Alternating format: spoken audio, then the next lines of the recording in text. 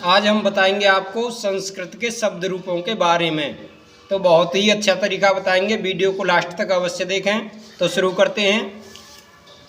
आकारांत शब्द रूप लिखने का तरीका। तो जब हम आकारांत शब्द रूप लिखेंगे तो हमें सबसे पहले क्या करना है कि जो शब्द है उसका कॉमन शब्द लेना है। कोई जो शब्द रूप है ना उसका कॉमन शब्द लेना है कि वो तीनों वचनों में आ रहा हो, एक वचन में भी हो, द्विवचन में भी हो और बहुवचन में भी हो। ऐसा हमें कॉमन शब्द लेना है उसमें से। अब एक वचन के लिए कॉमन शब्द के अंत में हमें क्या जोड़ना है?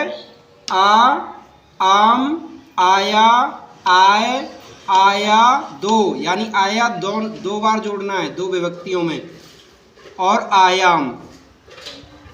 अब इसका आपको उदाहरण दिखाते हैं। जैसे एक वचन के लिए हमने आपको ये बताए, जैसे हम इधर से ले लिया हमने रमा आकारांत स्त्रीलिंग। तो रमा शब्द है, उसके शब्द रूप लिखेंगे तो एक वचन में क्या करेंगे कि इसका हम कॉमन शब्द लेंगे रम, और रम में हमें जोड़ना आ। पहले शब्द में क्या जोड़ना? आ। तो रम में आ जोड़ेंगे तो हो जाएगा रमा, रमा। ठीक है। और द्वितीय विभक्ति के लिए हमें क्या करना है कि आम जोड़ना है। तो रम धन आम, ये हो जाएगा रमाम। क्या हो जाएगा? रमाम।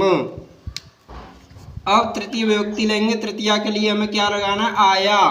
तो रम धन आया, तो ये हो जाएगा रमाया। चतुर्थी विभक्ति के लिए लेंगे हम आए, आए, तो रम धन आए, क्या हो जाएगा? रमाए। और पंचमी विभक्ति के लिए हमें क्या लेना है? आया। और षष्ठी विभक्ति के लिए भी यही आएगा, क्योंकि पंचमी और षष्ठी यानी आया हमें दो में जोड़ना है, दो विभक्तियों में। तो पंचमी में भी जोड़ना है और षष्ठी में भी जोड़ना है। तो पंचमी विभक्ति में रम धन आया, क्या हो जाएगा? रमायाह। षष्ठी में भी यही हो जाएगा, रम धन आया बराबर रमायाह। और सप्तमी विभक्ति के लिए हमें लेना आयाम, रम धन आयाम बराबर रमायाम। और जो संबोधन होता है उसमें हम हे का प्रयोग करते हैं। ठीक है। और ये बन जाएगा रमा का हे रमे। अब देखते हैं हम द्विवचन के लिए कॉमन शब्द के अंत में क्या जोड़ेंगे। बहुत ही अच्छा फॉर्मूला है। द्विवचन के लिए बहुत ही अच्छे शब्द दे रखे हैं, जैसे ए दो, यानी ए हमें दो विभक्तियों में जोड़ना है, पहली विभक्ति में और दूसरी में। आभ्याम तीन, आभ्याम तीन विभक्तियों में जोड़ना है, तीसरी, तृतीय, चतुर्थी और पंचमी। आयोह दो विभक्तियों में जोड़ना है, यानी षष्ठी और सप्तमी। तो देखते हैं, देखो द्विवचनम रम शब्द है हमारा कॉमन, इसमें हमने ले लिया पहले ए, दो बार लेना है ए। ठीक है। तो रम धन ए प्रथमा विभक्ति के लिए लिया रम धन ए, तो बन गया रमे। और द्वितीया के भी लिए लेना है, क्योंकि इसमें दे रखा है ए दो, यानी ए दो बार लेना है, दो विभक्तियों के लिए। तो दूसरी विभक्ति में भी इसे ही लेंगे, रम धन ए बराबर रमे। अब तृतीया विभक्ति, चतुर्थी विभक्ति और पंचमी विभक्ति, यानी तीन बार दे रखा है, तीन विभक्तियों में लेना है। तो दो विभक्ति हो गई हमारी, प्रथमा और द्वितीया हो गई। तो तीन विभक्तियों के और लिए क्या करेंगे? शब्द के अंत में आभ्याम जोड़ देंगे। तो रम धन आभ्याम बराबर हो जाएगा रमाभ्याम तृतीया विभक्ति में। चतुर्थी विभक्ति में भी इसे ही जोड़ेंगे, रम धन आभ्याम बराबर रमाभ्याम। पंचमी में भी इसे ही जोड़ देंगे, रम धन आभ्याम बराबर रमाभ्याम। मुझे उम्मीद है आप समझ पा रहे होंगे। ए दो लिखा है, इसका मतलब ये दो विभक्तियों में जोड़ना लगातार, प्रथमा विभक्ति में भी आ जाएगा, द्वितीया में भी आ जाएगा। आभ्याम तीन लिखा है, तो ये तीन विभक्तियों में लगातार जोड़ना है।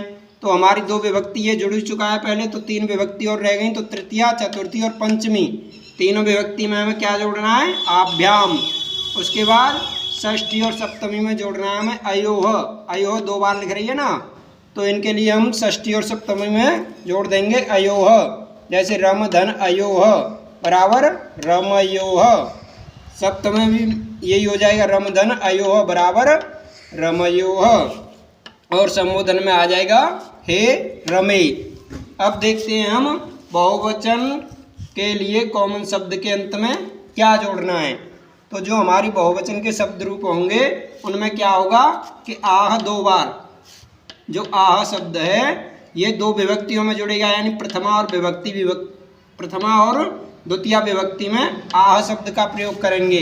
तो देखते हैं, रम धन आह बराबर रमाह, रम धन आह बराबर रमाह। और फिर आगे क्या है, आभेय, यानी तीसरी जो विभक्ति है तृतीया, उसमें आभ का प्रयोग होगा। रम धन आभेय बराबर रमाभ्य। और चतुर्थी और पंचमी में लगातार क्या आना है, आभ्य, यानी 2 बार दे रखा है ना आभ्य। तो यहाँ तक हमारी 3 विभक्ति हो गई। तो अब ये 2 बार है, तो 3 के बाद क्या आएगी, चतुर्थी विभक्ति और पंचमी विभक्ति, तो उसमें हमें लगा देना है आभ्य। तो देखते हैं, रम धन आभ्य बराबर रमाभ्य, रम धन आभ्य बराबर रमाभ्य। अब इसके बाद आएगी षष्ठी विभक्ति। षष्ठी विभक्ति के लिए हमें प्रयोग करना है आनाम, तो रम धन आनाम बराबर रमानाम। और सप्तमी विभक्ति के लिए आ जाएगा आसो, तो इसमें जोड़ दिया रम धन आस बराबर रमासो। और संबोधन के लिए आ जाएगा हे रमाह। अब आप समझ पाइए, आपको क्या करना है कि एक वचन के जितने भी शब्द रूप होंगे आकारांत के, ठीक है, आकारांत के जितने भी आपको शब्द रूप लिखने हों, आपको इसी फॉर्मूला का प्रयोग करना है। एक वचन के लिए आपको क्या करना है कि उस शब्द रूप का कॉमन शब्द लेके उसके अंत में ये जोड़ते जाना है। आ आम आया, आय आया 2 आयाम, ठीक है। और द्विवचन के लिए कॉमन शब्द लेके कॉमन शब्द के अंत में क्या जोड़ देंगे, ए 2 आभ्याम 3 अयो 2, ठीक है। बहुत ही साधारण है, द्विवचन का तो बहुत ही छोटा फॉर्मूला है, यानी ए 2 बार जोड़ो, आभ्याम 3 बार और अयो 2 बार। और बहुवचन के लिए क्या जोड़ देंगे कॉमन शब्द में, आह 2 आभे आभ्य 2 आनाम आसु, यानी आ शब्द 2 बार आएगा 2 विभक्तियों में, आ तृतीय विभक्ति में आ जाएगा, आभ्य चतुर्थी और पंचमी विभक्ति में आ जाएगा, आनाम षष्ठी में और आसु सप्तमी विभक्ति में। इसी तरह आप किसी भी आकारांत शब्द के रूप लिख सकते हैं। जैसे थोड़ा सा आपको एक छोटा सा लिख के दिखाते हैं, जैसे बालिका शब्द होता है, बा ले का, तो ये जो बालिका शब्द है इसका कॉमन होगा बालिक, क्या होगा बालिक। तो जब हम इसके लिखेंगे, देखो एक एक लिख के दिखाते हैं आपको, तो इसका बालिक का पहला आ जाएगा बा ले क, इसमें अ जोड़ देंगे तो क्या हो जाएगा बालिका, ठीक है, क्या हो जाएगा ये बालिका।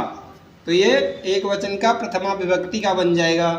इसी तरह जब द्विवचन के लिए हम देखेंगे तो क्या जोड़ना होगा हमें, ए, तो बा ले क धन ए, तो ये हो जाएगा बालिके।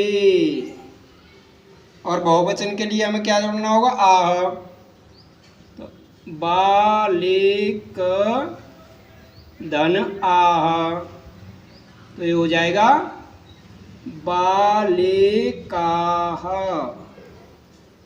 तो इसी तरह आपको क्रम से शब्द जोड़ने होंगे, तो आप किसी भी आकारांत शब्द का रूप लिख सकते हैं। केवल आपको ये याद रखने हैं, एक वचन के लिए आ आम आया, आय आया 2 आयाम, द्विवचन के लिए ए 2 आभ्याम 3 अयो 2, और बहुवचन के लिए आह 2 आभ आभ्य 2 आनाम आसो।